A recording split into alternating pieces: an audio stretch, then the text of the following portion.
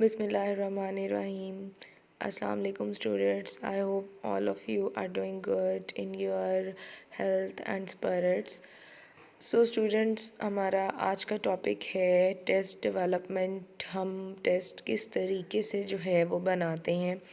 जैसे कि आपका कोर्स टाइटल है psychological assessment and practical diagnosis, जिसमें हमने अब तक बात की कि जो टेस्ट है वो एक बहुत इम्पॉर्टेंट टूल है जो कि हमारी असेसमेंट में यूज़ हो रहा होता है और हमारे डायग्नोसिस को फैसिलिटेट कर रहा होता है। हमने प्रीवियसली डिस्कस किया कि टेस्ट के फीचर्स क्या होते हैं, क्वालिटीज़ क्या होती हैं। फिर हमने बात की कि जी टेस्ट के अंदर रिलायबिलिटी, वैलिडिटी यानी साइकोमेट्रिक प्रॉपर्टीज़ क्या होती हैं। And then we talked about के टेस्ट को अप्लाई करने के लिए हमें किन किन सोशल एंड एथिकल गाइडलाइंस का जो है वो ख्याल करना पड़ता है। इधर हम टेस्ट डेवलपर हैं, टेस्ट यूज़र हैं, सो हमें बहुत सारी चीज़ें देखनी पड़ती हैं उसको एक स्टैंडर्डाइज प्रोसीजर पे रखने के लिए। आज हम बात करेंगे कि टेस्ट कंस्ट्रक्शन, मतलब कि टेस्ट जो है, अगर हमें कोई टेस्ट बनाना है तो उसके लिए हमें किन किन चीज़ों का ख्याल करना पड़ेगा या हम किन किन जो स्टेप्स हैं उनको फॉलो करके टेस्ट डेवलप करते हैं। If we simply define what is test, so as we have already discussed, कि test is the standardized measure of sample of behavior, and then the process of administration to scoring या interpretation is called testing. Test basically क्या है? ये एक standardise measure है। Test में standardisation जो है वो बहुत इम्पॉर्टेंट है, क्योंकि अगर कोई टेस्ट स्टैंडर्डाइज नहीं होगा दैट मीन्स वो टेस्ट एक अच्छा टेस्ट नहीं है। स्टैंडर्डाइजेशन एज़ पर दी एडमिनिस्ट्रेशन, एज़ पर दी स्कोरिंग, एज़ पर कि हमने किस एज ग्रुप पे यूज़ करना है, किस सैम्पल पे यूज़ करना है, that all things come under standardisation. और सैम्पल ऑफ बिहेवियर की बात हम इसलिए करते हैं क्योंकि हमारे लिए पॉसिबल नहीं है कि हम ह्यूमन बींग को एज अ होल स्टडी कर लें एक ही टेस्ट के थ्रू। तो दैट्स वाई जो टेस्ट है वो कोई ना कोई सैम्पल ऑफ बिहेवियर को देख रहा होगा। जैसे कि अगर एग्रेशन का टेस्ट है तो वो एग्रेशन मेजर कर रहा है, इमोशंस का टेस्ट है तो वो इमोशंस को मेजर करेगा। और देन जो ये पूरा प्रोसेस है एक टेस्ट को एडमिनिस्टर करके जब तक हम उसको स्कोर करते हैं, इस प्रोसेस को हम कहते हैं टेस्टिंग। अब हम बात करते हैं कि जी साइकोलॉजिकल टेस्ट जो हैं वो बहुत इंपॉर्टेंट रोल प्ले करते हैं। अगर हमने किसी भी इंडिविजुअल को असेस करना है, उनकी पर्सनालिटी को देखना है, उनके अंदर अगर कोई प्रॉब्लमेटिक बिहेवियर आ रहा है, हम उसको अंडरस्टैंड करना चाह रहे हैं, तो इन सारी चीज़ों में जो टेस्टिंग है वो बहुत इंपॉर्टेंट रोल प्ले करती है। जैसे हमने पहले भी बात की कि हमारा जो असेसमेंट है ये एक ब्रॉडर टर्म है और इसके अंदर हम डिफरेंट टेस्ट यूज़ कर रहे होते हैं जिनकी मदद से हम डायग्नोसिस देते हैं। सपोज़ आपके पास कोई भी क्लाइंट आ गया डिप्रेशन का, अब आप उसकी असेसमेंट कर रहे हो, उसका प्रोफाइल बना रहे हो, उससे फॉर्मल इन्फॉर्मेशन ले रहे हो, आप से इनफॉर्मल इन्फॉर्मेशन ले रहे हो, आप डिफरेंट टेस्ट अप्लाई करते हो, different tools and techniques apply करते हो, तो वहाँ पे जो आपके स्टैंडर्डाइज टेस्ट हैं वो काफ़ी इंपॉर्टेंट रोल प्ले करते हैं। और उन टेस्ट की जो आपके पास एवेलुएशंस या इंटरप्रिटेशंस आती हैं उसकी बेस पे आप उनको डायग्नोसिस की तरफ लेके जाते हैं। तो this is simply overview of what is test. Then test हमने पहले भी बात की कि दो बेसिक तरीके से जो हैं वो डेवलप किए जा सकते हैं और यूएली साइकोलॉजिकल टेस्ट इन दोनों का कॉम्बिनेशन होते हैं। There are criteria reference test and norm reference test. अब बेसिकली क्राइटेरिया रेफरेंस टेस्ट क्या होते हैं कि जो किसी स्पेसिफिक क्राइटेरिया को मेजर करेंगे कि एक पर्सन उस स्पेसिफिक एरिया में या उस क्राइटेरिया के अकॉर्डिंग कितना जो है उसके अंदर एबिलिटी है या वो कितने हद तक उस क्राइटेरिया पे पूरा उतर है। इसमें यूजुअली आप कंपैरिजंस नहीं करते। जैसे कि देखो आपका लाइसेंस के लिए टेस्ट है या अगर आपने किसी भी डिसऑर्डर के लिए टेस्ट मतलब अप्लाई किया है तो आपके पास डिप्रेशन के लिए एक क्राइटेरिया अवेलेबल है ना, कि अगर ये सिम्टम्स आ रही हैं तो पर्सन में डिप्रेशन है। तो आप जस्ट उस टेस्ट में देखते हो कि इंडिविजुअल का वो क्राइटेरिया मीट हुआ तो डायग्नोसिस होगा, अदरवाइज़ नहीं। एंड ऑन कॉन्ट्रेरी जो नॉर्म रेफरेंस टेस्ट होते हैं इसमें आपके इंडिविजुअल टू इंडिविजुअल स्कोर्स को रिलेट किया जाता है। कंपैरिजन जिसे हम कंपैरेटिव, यूजुअली आपकी कंपैरेटिव मार्किंग भी होती है या आपके जितने भी जो जीपीए या गैट वगैरह के जो आपके रिजल्ट्स आते हैं वो कंपैरेटिव होते हैं। और इसी तरह अगर आप हेसलर का इंटेलिजेंस स्केल देखें तो उसमें भी आपका उनका जो है वो नॉर्म रेफरेंस क्राइटेरिया कि उसने नॉर्म बना दिया, आप उससे कंपेयर करके देखते हो कि जो इंडिविजुअल है वो कहाँ पे स्टैंड कर रहा है, ये किस कैटेगरी में आ रहा है। और यूजुअली साइकोलॉजिकल टेस्ट इन दोनों टाइप्स का कॉम्बिनेशन हो सकते हैं।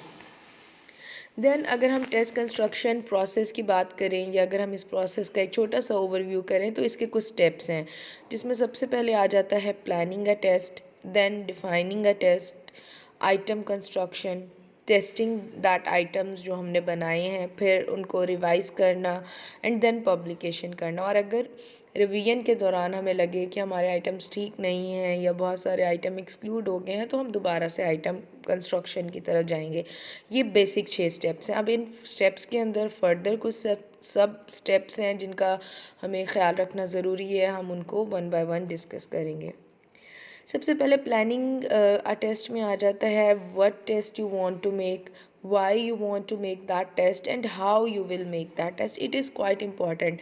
देखो, हम जब भी किसी चीज़ को प्लान कर रहे हैं, इवन अगर आपने डेली लाइफ में कुछ भी प्लान करना होता है, कोई भी एक्टिविटी प्लान करनी होती है, तो आप देखते हो कि भाई इस एक्टिविटी को क्यों प्लान करें, कैसे प्लान करें, कितना टाइम कंज्यूमिंग होगा या कितना हमारा बजट लगेगा, आप ये सारी चीज़ें देखते हो।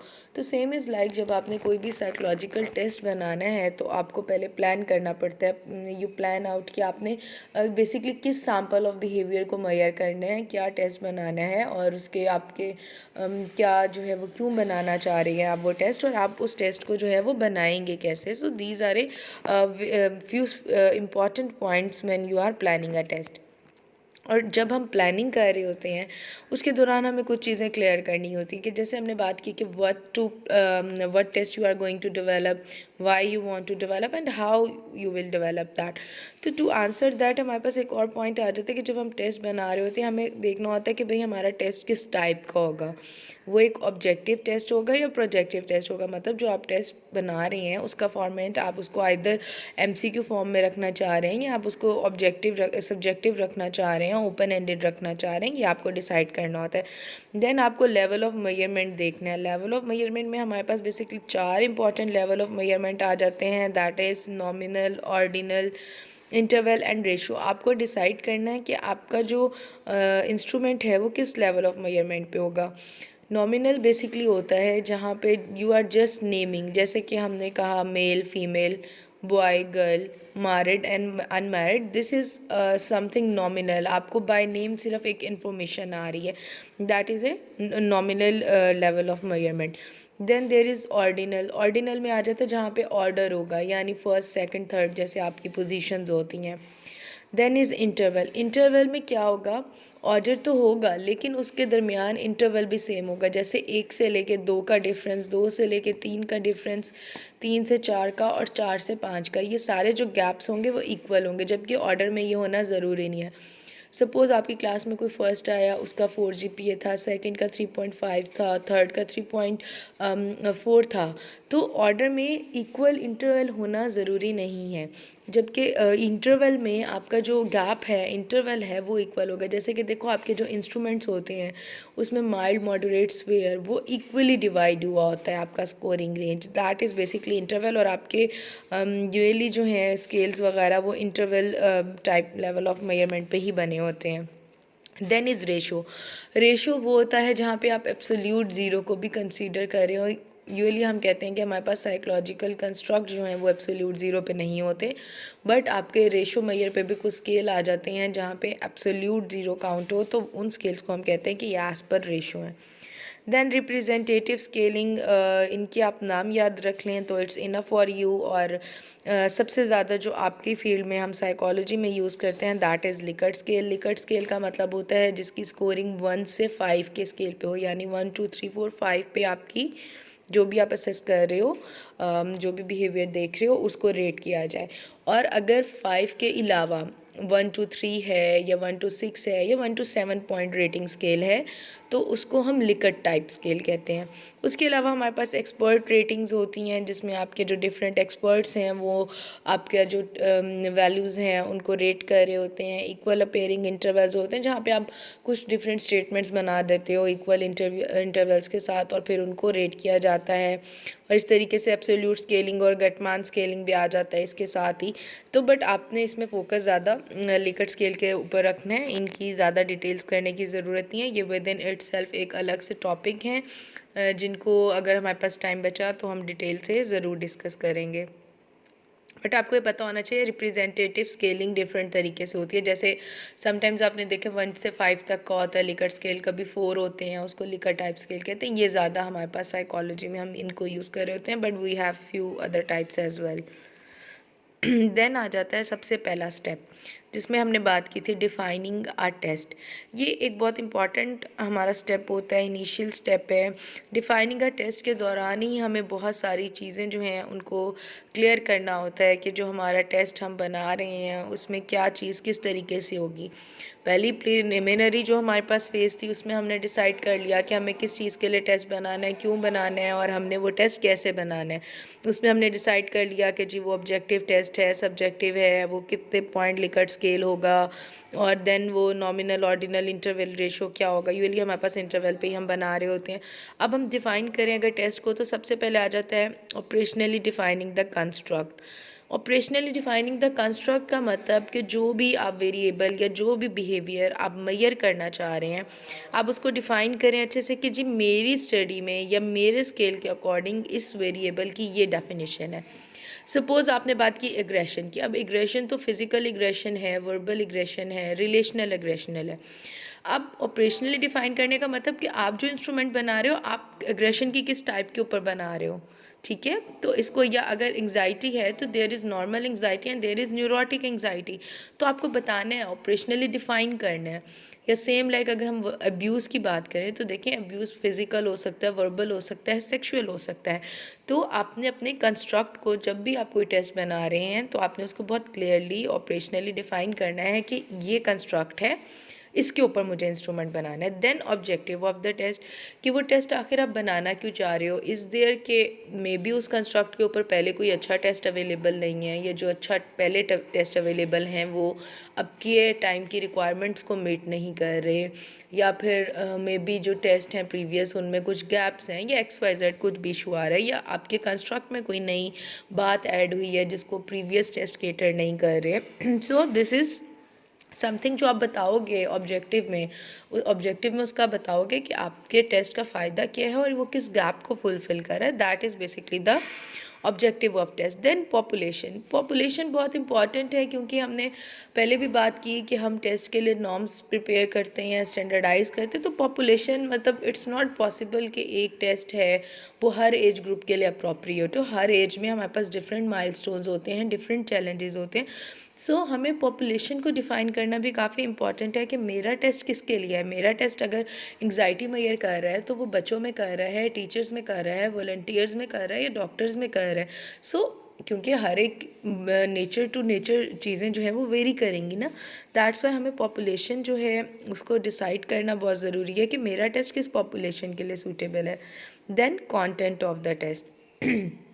कंटेंट ऑफ द टेस्ट में आ जाता है स्टूडेंट्स के हमारे टेस्ट का कंटेंट क्या होगा। मतलब अगर मैं कह रही हूँ वर्बल एग्रेशन, तो वर्बल में किन किन फर्दर डोमेन्स को वो कवर करेगा, या किस थ्योरी के ऊपर मेरा टेस्ट बेस कर रहा है। मतलब वी हैव टू डिसाइड कि हमारा क्या कंटेंट जो है वो इस टेस्ट में कवर होगा। That is basically the content of the test. Then test administration, हमें डिसाइड करना है कि उस टेस्ट को अगर जब हम अप्लाई कर रहे हैं उसके लिए क्या इंपॉर्टेंट इंस्ट्रक्शंस होंगी, टाइमिंग क्या होगी, कितनी देर का वो टेस्ट होगा, किस ग्रुप पे एडमिनिस्टर किया जाएगा, कैसे किया जाएगा। तो ये सारी चीज़ें हमें टेस्ट एडमिनिस्ट्रेशन के लिए भी पहले प्री डिसाइड करनी पड़ती हैं। देन टेस्ट फॉर्मेट में जैसे हमने पहले डिसाइड कर लिया कि हमारा टेस्ट ऑब्जेक्टिव है या सब्जेक्टिव है। अब फॉर्मेट में फर्दर वी कैन डिसाइड कि वो MCQ फॉर्म में होगा, शॉर्ट क्वेश्चन फॉर्म में होगा, या वो टेस्ट ट्रू फॉल्स होगा, या फिर वो टेस्ट मैच द कॉलम होगा। आपको उसका फॉर्मेट डिसाइड करना है। हमने पहले टेस्टिंग में फॉर्मेट्स डिसाइड किए हैं कि एज़ पर दी फॉर्मेट टेस्ट की कुछ डिफरेंट टाइप्स हैं। तो हमें डिसाइड यहाँ पे करना है कि हमारे लिए कौन सी सूटेबल टाइप है जो हमारे ऑब्जेक्टिव को मीट करे। Then user competence and qualification, being a test publisher हमारे पास ये एथिकल एंड सोशल ड्यूटी आती है कि हम इस चीज़ को भी डिसाइड करें कि उस टेस्ट को यूज़ करने के लिए कॉम्पिटेंस या क्वालिफिकेशन क्या होना ज़रूरी है। ये नहीं कि कोई भी ले पर्सन उसको कर ले। जैसे फॉर एग्ज़ाम्पल अगर किसी को जो है वो आपके जो है ब्लड टेस्ट करने, तो दैट मीन्स वो कोई बायोटेक्नीशियन ही करेगा या कोई जिसे कहते हैं जिसका प्रोफाइल लैब का वही करेगा। अब हम एज अ साइकोलॉजिस्ट उस टेस्ट को कर ही नहीं सकते। तो सेम लाइक अगर हमारे पास कोई साइकोलॉजिकल टेस्ट है तो दैट मीन्स उसको कोई साइकोलॉजिस्ट ही अप्लाई करेगा। एंड देन फर्दर कि उस स्पेसिफिक टेस्ट के लिए जो है साइकोलॉजिस्ट या जो भी आपके साइकेट्रिस्ट हैं या जिसने भी वो टेस्ट एडमिनिस्टर करना है उसके पास क्या क्या कॉम्पिटेंस या क्वालिफिकेशन होनी चाहिए। क्योंकि यूजुअली जो प्रोजेक्टिव टेस्ट है उसके लिए आपको बहुत ज़्यादा एक्सपर्टीज़ चाहिए होती है, तब आप वो करने के काबिल होते हैं। और इवन अगर आपको कोई भी टेस्ट अप्लाई करना है तो उसके लिए कोई स्पेसिफिक कॉम्पिटेंस और क्वालिफिकेशन का होना ज़रूरी है।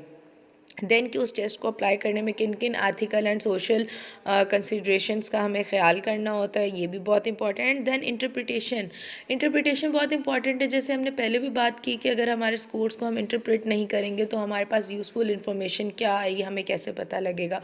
तो वो इंटरप्रिटेशन कैसे करनी है, उस इंटरप्रिटेशन का क्राइटेरिया क्या होगा, अगर कोई माइल्ड पे है तो उसका क्या क्राइटेरिया है क्या आपकी प्रिकॉशंस होंगी, मॉडरेट है तो क्या है, स्वेयर है तो क्या।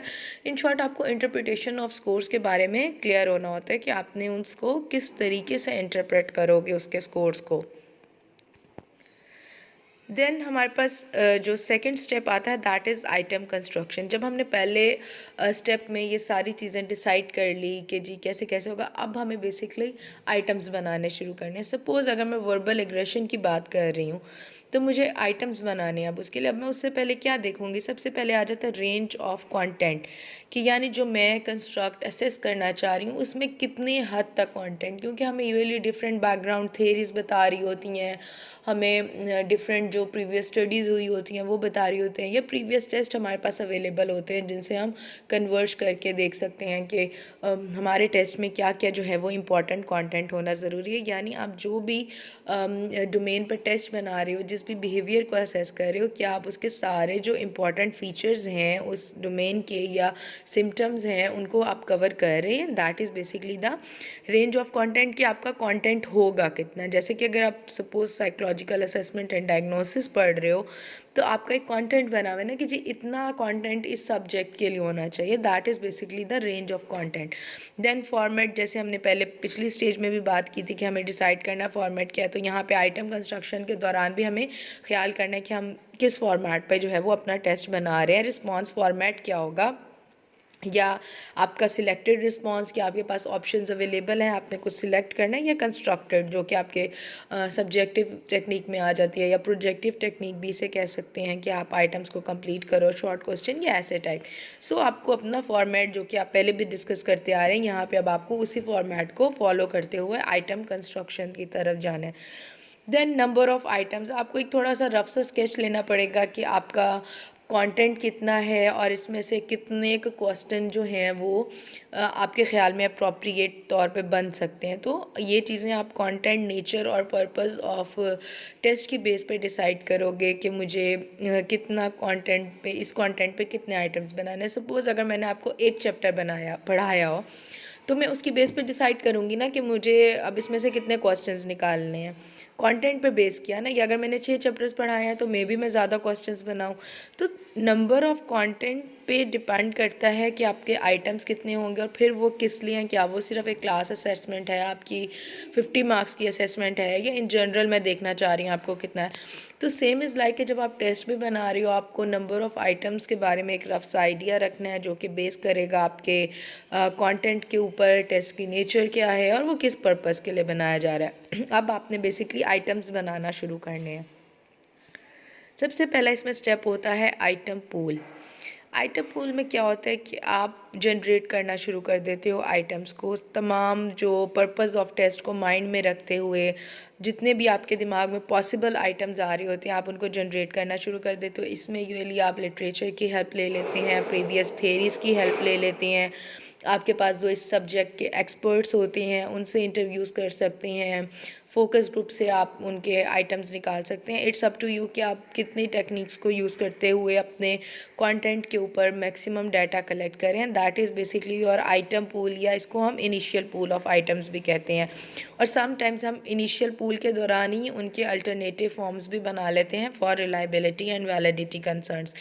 और इसमें एक चीज़ जो रिकमेंडेड है वो ये कि सपोज़ अगर आपको लग रहा है कि 20 से 25 आइटम्स जो हैं वो आपके कंटेंट को कवर कर रहे हैं, तो आप एहतियाती तौर पे क्या करते हो कि उसका डबल या 3 टाइम्स आइटम्स बना लेते हो, सो दैट अगर आपके कुछ आइटम्स या स्टेटमेंट्स बन के अप्रोप्रिएट ना लगें, आप उनको एक्सक्लूड कर सको। जैसे कि सपोज़ मैंने आपको पेपर में 3 सवाल देने हैं, लेकिन मैंने एहतियातन 4 या 5 या 6 सवाल बना लिए फॉर द पर्पज़ कि मुझे लगा कि अच्छा अगर इनमें से कोई नहीं ठीक लग रहा मुझे, तो मैं उसको एक्सक्लूड करके जो बेस्ट 3 हैं उनको दे दूँगी, ठीक है। या आपको पेपर में चॉइस दे दी जाती है, कुछ क्वेश्चंस एक्स्ट्रा रख दिए जाते हैं कि जो बेस्ट हैं आप उनको कर लो। तो सेम इज़ लाइक जब आप आइटम जनरेट कर रहे हो तो आप मैक्सिमम ऑप्शंस रखते हो कि अगर कुछ सही स्टेटमेंट नहीं लग रही या जब वो फर्दर टेस्ट प्रोसेस से गुजरेगा वहाँ पे अगर उस स्टेटमेंट में कोई ख़राबी आ रही है तो आप उसको ईजिली एक्सक्लूड कर सको। ऐसे ना हो कि आपने 5 स्टेटमेंट्स बनाए और पाँचों में इशू आ रहा था तो आप ज़ीरो पे वापसी आ गए। दैट्स वाई हम आइटम पूल जो है वो जनरेट करते हैं। फिर क्या आता है, हम उन जो हमने आइटम पूल जनरेट किया है हम उसकी क्या करते हैं, टेस्टिंग से पहले कुछ इनिशियल इंस्ट्रक्शंस डिसाइड करते हैं और उन आइटम्स को डिफ़िकल्टी लेवल के अकॉर्डिंग जो है वो अरेंज करते हैं। मतलब डिफ़िकल्टी लेवल मतलब कि आसान से डिफ़िकल्ट की तरफ। और फिर हम एक्सटर्नल जो एक्सपर्ट्स होते हैं उनसे हेल्प लेते हैं कि प्लीज़ आप हमारे जो टेस्ट हमने बनाया है इसको एक बार देख दें इनिशियल एडिटिंग के लिए, और आपकी अगर इसमें कोई सजेशन है वो दे दें, और अगर वो टेस्ट उनको बाइस लगे तो वो इन्फॉर्म कर सकती हैं। और टेस्ट की फर्दर साइकोमेट्रिक प्रॉपर्टीज़ देखने के लिए हम उनको इनिशियली टेस्ट करते हैं। हम उनको सब्जेक्ट मैटर एक्सपर्ट्स को भी देते हैं कि आप प्लीज़ देखें आपको इस टेस्ट में कोई बाइसनेस तो नहीं लग रही, या आपकी सजेशन के इस कंटेंट में कुछ और ऐड होना चाहिए या नहीं होना चाहिए। और दूसरा, हम उस टेस्ट को कुछ जिस ग्रुप के लिए या पॉपुलेशन के लिए हमने डिज़ाइन किया उसमें से एक सैम्पल बिहेवियर का जो हमने चेक करना है, हम एक उसमें से एक अच्छा जो हम उस पॉपुलेशन में से एक सैम्पल लेके अपना सैम्पलिंग फ्रेम के अकॉर्डिंग हम उनको भी टेस्ट करके देख सकते हैं कि क्या उन्होंने उस टेस्ट पे किस तरीके से परफॉर्म किया या कोई लैकिंग टेस्ट में आ रही है या नहीं। जैसे कि फॉर एग्जांपल पेपर से पहले आपके जो क्लासरूम टेस्ट होते हैं वो आपकी एक तरीके से इनिशियल टेस्टिंग हो रही होती है जिसमें हमें आइडिया हो रहा होता है कि बच्चे को क्या समझ आ रही है क्या नहीं आ रही। तो सेम इज़ लाइक कि जब भी आप एक साइकोलॉजिकल टेस्ट बनाओगे तो आपने जब उसको इनिशियली टेस्ट करना है या इनिशियली एडिटिंग होगी वो किस बेस पे होगी, जो आपको फीडबैक एक्सपर्ट से आ रहा होगा, और दूसरा जब आप उस टेस्ट को एक स्मॉल ग्रुप ऑफ इंडिविजुअल्स पे अप्लाई करोगे जो वहाँ से फीडबैक आपको आएगा, आप उसकी बेस पे उनकी इनिशियल एडिटिंग करोगे। और ये आपके लिए हेल्पफुल इसलिए ताकि वो टेस्ट रिफ़ाइन हो सके और स्टैंडर्डाइज हम उस टेस्ट को कर सकें, क्योंकि जैसे कि हमने पहले भी बात की स्टैंडर्डाइजेशन तक पहुंचने के लिए टेस्ट काफ़ी फेजेस से गुजरता है। हमने उसको एक स्टैंडर्डाइज टेस्ट बनाना है तो दैट्स वाई हम उसको हर तरीके से प्योरीफाई करने की या बेटर करने की कोशिश करेंगे। दूसरों एक्सपर्ट्स के हम ओपिनियन इसलिए ले रहे हैं कि कहीं जो हम टेस्ट बना रहे हैं उसमें हमारी पर्सनल बाइसनेस तो नहीं आ रही, मतलब कोई ज़्यादा आसान ज़्यादा मुश्किल, या मे बी मेरा जो एरिया ऑफ इंटरेस्ट है मैंने उसको फोकस रख के तो ज़्यादा आइटम्स नहीं जनरेट किए हुए या पर्सनल ओपिनियंस की बेस पे तो नहीं किए हुए। तो दैट्स वाई आपके जो टेस्टिंग आइटम्स या इनिशियल एडिटिंग है दैट इज़ क्वाइट इम्पॉर्टेंट।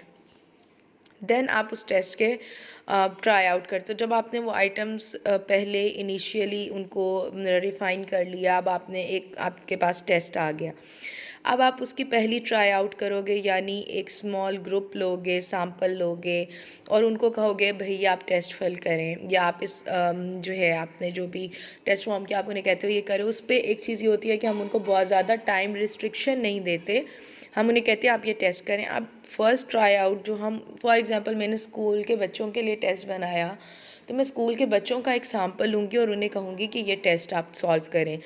अब उसके ऑब्जेक्टिव्स क्या होते हैं कि अगर कोई आइटम फॉर एग्जांपल अगर मैक्सिमम बच्चों ने कोई आइटम छोड़ दिया तो मुझे पता लगेगा कि इस आइटम में कोई ना कोई मसला आ रहा है या ये शायद सही से उनको समझ नहीं आ रहा, तो हमें समटाइम्स वो आइटम डिस्कार्ड करना पड़ सकता है। और फिर इस तरीके से हम ये भी असेस कर सकते हैं कि वो आइटम जो ऑलमोस्ट सब ने ठीक किया, इट मीन्स वो आइटम बहुत ज़्यादा ईजी है कि सब ने कर लिया। और अगर कोई ऐसा आइटम जो किसी से भी अटैम्प्ट नहीं हो रहा तो हमें पता लगेगा कि भाई ये आइटम बहुत डिफ़िकल्ट है, इसको रिफ़ाइन करो।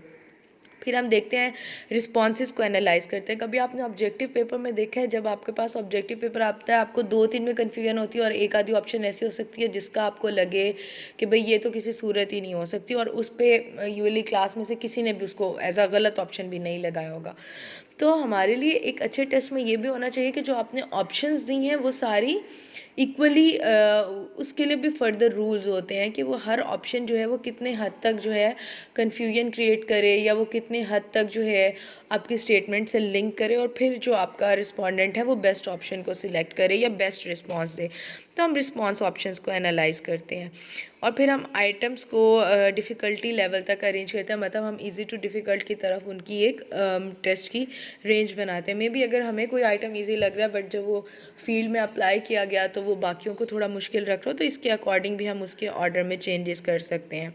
हम देखते हैं कि जो हमने टेस्ट ट्राई आउट कर रहे हैं जिस स्पेसिफिक ग्रुप के लिए है उनको दिया है, जब हमने एक प्रॉपर उसको रिफ़ाइन करके हमने उसका जब इनिशियल एडिटिंग भी कर ली है, फीडबैक भी देख ली है, कुछ बच्चों से लोगों से भी देख लिया, अब हम उसको एक प्रॉपर तरीके से ट्राई आउट दे रहे हैं। तो हम देखेंगे क्या जो हमने इंस्ट्रक्शंस दी हैं वो क्लियरली समझ आ रही हैं, उनमें क्लैरिटी है, और अगर उस टेस्ट में कोई क्यूरी आ रही है या फ्लॉज आ रहे हैं, या हमें पता लग रहा है कि वो टेस्ट ज़्यादा मुश्किल है, ज़्यादा इजी है, या उसके कुछ स्टेटमेंट्स एम्बिगुअस हैं, वो बच्चों को नहीं समझ आ रहे, तो हम उस टेस्ट को फर्दर इम्प्रूव करेंगे। And that is basically the second try out.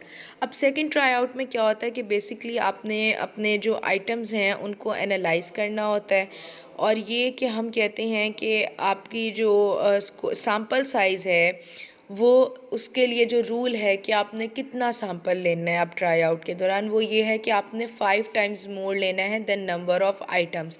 यानी अगर आपके 5 आइटम्स हैं तो आप 25 का सैम्पल लोगे, अगर आपके 20 आइटम्स हैं तो आप एटलीस्ट 100 लोगों से जो है वो सैम्पल लोगे, अगर 50 आइटम्स हैं तो आप 250 लोगों से सैम्पल लोगे, और विदाउट एनी टाइम लिमिट आपने उस टेस्ट को एडमिनिस्टर करना है।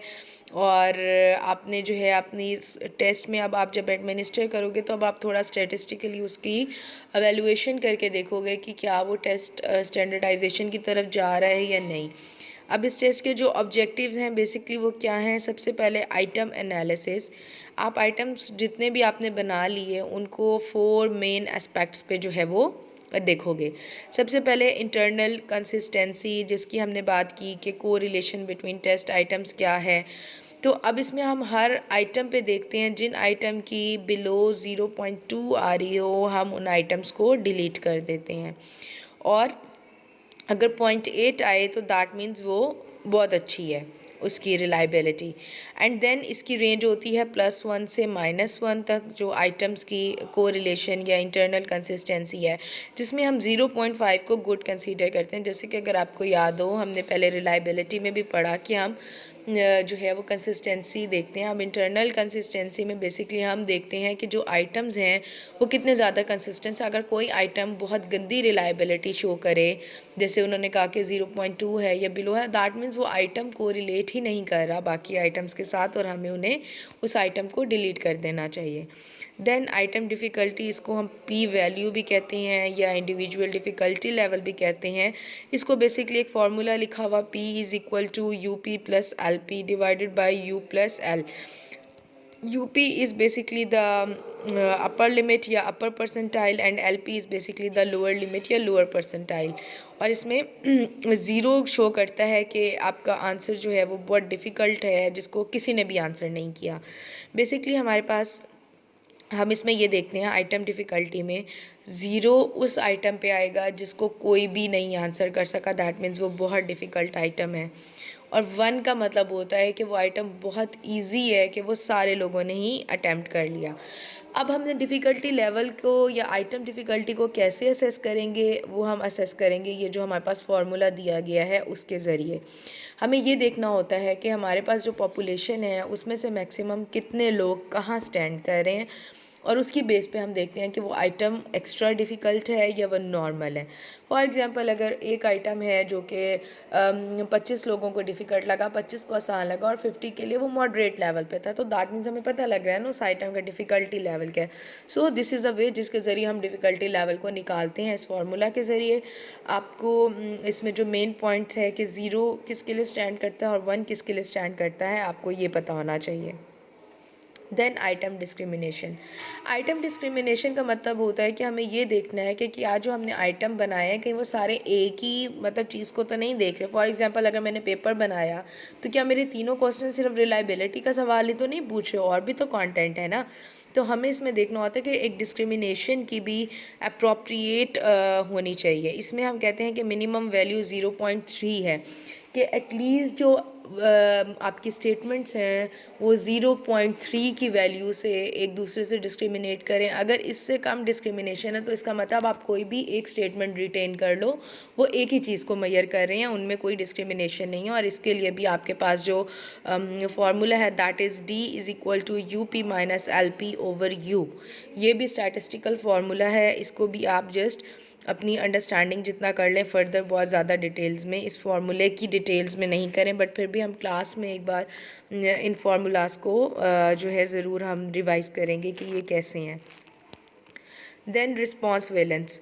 इसमें ये होता है रिस्पॉन्स वैलेंस, जैसे कि मैंने आपको पहले बताया कि हमने फॉर एग्जांपल एक MCQ के आपको 4 अल्टरनेटिव ऑप्शंस दिए गए हैं। आपको रिस्पॉन्स वैलेंस का मतलब देखना है कि हर ऑप्शन को एटलीस्ट कुछ बच्चों ने सिलेक्ट किया। अगर कोई 4 में से ऐसी ऑप्शन है जिसको किसी ने भी नहीं सिलेक्ट किया, दैट मीन्स वो एक अच्छा डिस्ट्रैक्टर नहीं है, आपको कोई और डिस्ट्रैक्टर डालना चाहिए। जैसे कि अगर मैंने पेपर बनाया, मैंने आपको कोई भी स्टेटमेंट दी और नीचे 4 ऑप्शन दी, तो रिस्पॉन्स वैलेंस ये कहता है कि चारों ऑप्शंस जो हैं वो किसी ना किसी ने ज़रूर सिलेक्ट किए हो ना। सबके MCQs तो ठीक नहीं होते, कुछ के गलत भी होते हैं। कहते हैं कि अगर फॉर एग्जांपल 3 ऑप्शंस तो हैं ऐसी कि अगर एक सही है 2 गलत हैं जो कोई ना कोई सिलेक्ट कर रहे हैं, बट एक ऑप्शन ऐसी है जिसको कोई भी नहीं सिलेक्ट कर रहा है, इसका मतलब वो एक अच्छा डिस्ट्रैक्टर है ही नहीं। उसकी वो आपको आपके जो इंडिविजुअल है उसको डिस्ट्रैक्ट कर ही नहीं रहा, आपको कोई और अच्छा जो है वो डिस्ट्रैक्टर जो है वो डालना चाहिए। फॉर एग्जांपल अगर आपके पास कोई भी क्वेश्चन में पूछूं व्हाट इज़ रिलायबिलिटी, और मैं कहूँ ये कंसिस्टेंसी है, इंटरनल कंसिस्टेंसी है, या साइकोमेट्रिक प्रॉपर्टी है ऑफ एनी इंस्ट्रूमेंट, और इसमें एक ऑप्शन में दे दूँ स्ट्रक्चर ऑफ ब्रेन, तो that mean structure of brain एक ऐसा ऑप्शन है जो कि बिल्कुल भी रिस्पॉन्स वैलेंस बनता ही नहीं है। तो अगर ऐसी कोई ऑप्शन आ रही है तो हम उसको डिस्कार्ड करेंगे। देन हमें यहाँ पे ट्राई आउट के दौरान टाइम लिमिट डिसाइड करनी होती है, क्योंकि अब हमने इनिशियल पूल वाला स्टेप कर लिया, हमने फर्स्ट ट्राई आउट कर लिया, हमने सेकंड ट्राई आउट कर ली, फिर सेकंड ट्राई आउट के बाद हमने अपने बहुत सारी चीज़ें जो है वो फर्दर डिसाइड कर ली, किस आइटम को रखना है, किसको निकालना है, डिफ़िकल्टी लेवल क्या है, रिस्पॉन्स वैलेंस क्या है, हमने ये सारी चीज़ें डिसाइड कर ली। अब हमें देखना है कि टाइम लिमिट उस टेस्ट के लिए क्या होगी। इसमें अब हमने क्या करना है, टाइम लिमिट में हम उस टेस्ट को एक सैम्पल के ऊपर देंगे और हम नोट करेंगे टाइम को। 85% ऑफ सैम्पल जो कि सबसे पहले टेस्ट रिज़ल्ट देंगे, हम उनके एवरेज टाइम को कंसीडर करेंगे। फॉर एग्जांपल अगर मैंने 100 लोगों को टेस्ट दिया तो पहले 85 लोग मुझे, या 85% लोग जितने टाइम में टेस्ट रिटर्न कर देंगे, उनके जो रिटर्न टाइमिंग का जो एवरेज निकलेगा, दैट मीन्स वो एक स्टैंडर्डाइज टाइम है उस टेस्ट को कंप्लीट करने के लिए। और एज़ पर रूल के हम जो रिमेनिंग 15% होते हैं उनको कंसीडर नहीं करते। फॉर एग्जांपल अगर आपकी क्लास में मुझे टेस्ट लेना है या मुझे देखना है कि आपके टेस्ट के लिए कितना टाइम अप्रोप्रिएट है, तो मैं देखूंगी कि पहले आपके 85% स्टूडेंट्स जिस टाइम में टेस्ट रिटर्न कर देंगे, तो मतलब वो एवरेज टाइम है जो कि आप लोगों को उस टेस्ट के लिए रिक्वायर्ड है। अगर उसके बाद कोई बैठा दैट मीन्स उसको कन्फ्यूजन है ये टेस्ट नहीं आता। तो हमें इस टाइम पे टाइम लिमिट को भी डिसाइड करना होता है कि टेस्ट के लिए अप्रोप्रिएट टाइम कितना होगा, और आपने उसको देखना है कि कितने % जो है आपने आपका जो है वो उसकी जो एवरेज आएगी उसको आप एज अ टाइम लिमिट जो है वो लेके चलेंगे। देन आ जाता है पब्लिकेशन। अब जब हमने सारी चीज़ें कर ली, ट्राई आउट्स कर लिए, हमें श्योर हो गया कि हमारा जो टेस्ट है वो अच्छा टेस्ट है या उसमें कोई वेग आइटम नहीं रहा, अब हमें उसको पब्लिश करना है। पब्लिकेशन की उससे पहले हमने उसने जैसे बात की कि हमने उस टेस्ट के स्टैंडर्डाइजेशन की है, उसको अच्छे तरीके से अप्लाई करके देखा, उसका टाइम लिमिट सेट किया, इंस्ट्रक्शन सेट की। तो जब हमें क्वालिटी, सूटेबिलिटी जो है डिज़ाइन कॉन्टेक्स्ट में क्लियर है, हमें रिलायबिलिटी, वैलिडिटी के बारे में श्योरिटी आ गई कि हमारा टेस्ट जो है वही मेजर कर रहा है जिसके लिए डिज़ाइन किया गया, और हमने ट्राई आउट्स के ज़रिए ये भी असेस कर लिया कि टेस्ट रिलायबल है या नहीं, अब हम टेस्ट को पब्लिकेशन चैनल में डालेंगे ताकि जो हमारा स्टैंडर्डाइज टेस्ट है उससे दूसरे लोगों को भी बेनिफिट हो सके और उसमें समथिंग यूज़फुल अगर कुछ और है तो वो हम अपने लिटरेचर में या उस पर्सपेक्टिव में जिससे हमने टेस्ट डेवलप करना शुरू किया था कि जी ये ड्रॉबैक्स हैं या ये गैप्स हैं जिनको हमने फिल करना है, जब वो चीज़ पब्लिश होगी तो वो सबके लिए अवेलेबल होगी या बीइंग अ पब्लिशर हम उसको डिसाइड कर देंगे उसकी मार्केटिंग के दौरान और उसकी जिसे कहते हैं कि पब्लिकेशन के दौरान और फर्दर हम उसमें डिसाइड कर देंगे कि ये टेस्ट किस किस के लिए सूटेबल है और हम उस टेस्ट को पब्लिश करके मार्केट में प्रोवाइड कर देंगे। यानी जो भी हमारी फील्ड है उसके लिए, उस फील्ड के एक्सपर्ट्स के लिए उस टेस्ट को जो है हम अवेलेबल कर देंगे। That is basically the publication process. So आपने देखा कि पब्लिकेशन तक टेस्ट जो है वो कितना एक स्टैंडर्डाइज प्रोसीजर है और हमने उसको किस तरीके से परफॉर्म करना है। Thank you so much for your time. I hope test construction is clear to you all. अब मैं आपको 2-3 मिनट की एक टिप दे देती हूँ that can be helpful for your project assignment. आप लोग एक छोटा सा टेस्ट डेवलप करेंगे, कोई भी एटीट्यूड ले लें सोशल, आप उसमें एक टेस्ट डेवलप करेंगे इन ग्रुप फॉर्म्स जिसमें आपने क्या करना है, आप कोई भी एटीट्यूड या वेरिएबल डिसाइड करें और उन सारे स्टेप्स को फॉलो करें जो हमने पढ़ा है, जिसमें आप सबसे पहले जो आपकी टेस्ट की प्लानिंग वाली स्टेज है उसमें हमने जो आइटम्स जो रैशनल्स लिखे वो सारा आप लिखें। देन आप इनिशियल पूल ऑफ एक आइटम्स जनरेट करें और फिर आपस में ही आप ग्रुप्स में, क्योंकि आपके पास एज अ क्लास प्रोजेक्ट है इतना टाइम नहीं होगा कि आप उसको ग्रुप ऑफ पीपल पे भी चेक कर सकें, तो आप उसको विद इन ग्रुप ही एक अपने सबकी ओपिनियन से उस टेस्ट को रिफ़ाइन करें जिसको आप ट्राई आउट में मेंशन कर दें और उसके बाद फिर आप उसकी एक ही बस ट्राई आउट की फ़ेज़ दे के छोटी सी और देन आप उसको फर्दर एरो लगा के लिख दें कि then the test can be publish. तो आपने बेसिकली जो काम करना है, आप इंटरवल बेस्ड स्केल बनाएंगे और आपका लिकट टाइप स्केल होगा, ठीक है, या आपने सिर्फ आइटम्स जनरेशन तक ही अगर आप लोग अच्छे से कर लें तो दैट इज़ ऑल्सो गुड कि आपने ये सारी चीज़ें बता देनी है कि ये किस किस तरीके से होंगी और आप एक आइटम जनरेशन की तरफ आप मुझे आइटम्स बना के देंगे। इंटरवल रेशो होगा, लिकट टाइप होगा या लिकट होगा, इट्स अप टू यू। और आपने उसमें आइटम जनरेट करने हैं म्यूचुअली, आप जो भी वेरिएबल ले रहे हैं आपने उनकी जो हमने स्टेप्स पढ़े वो चीज़ें डिफाइन करते हुए बेसिकली आइटम कंस्ट्रक्शन करनी है और आप विद म्यूचुअल कॉपरेशन, क्योंकि आपकी क्लास असाइनमेंट है, आप ऑब्वियसली डाटा या सब्जेक्ट मैटर एक्सपर्ट्स को इतना ज़्यादा अप्रोच नहीं कर पाएंगे, तो आपने विद इन योर ग्रुप्स ही उसमें से अगर कोई भी चीज़ें रिफ़ाइन हो रही हैं, मॉडिफाई हो रही हैं, वो करनी है। देन उस टेस्ट को डिफ़िकल्टी लेवल वाइज अरेंज करके एक सपोज टाइम बता के आपने उस टेस्ट को कंक्लूड कर देना है एंड में कि if these steps are successfully followed then we go for the publication of the test. और डेफिनेटली आपका ये एक प्रोजेक्ट टेस्ट है तो this is a hypothetical procedure जिसमें हम फॉलो करने की कोशिश कर रहे हैं कि बेसिकली टेस्ट डेवलपमेंट के कुछ स्टेप्स जो हैं वो क्या हैं। Thank you so much for your time. Take care. Allah Hafiz.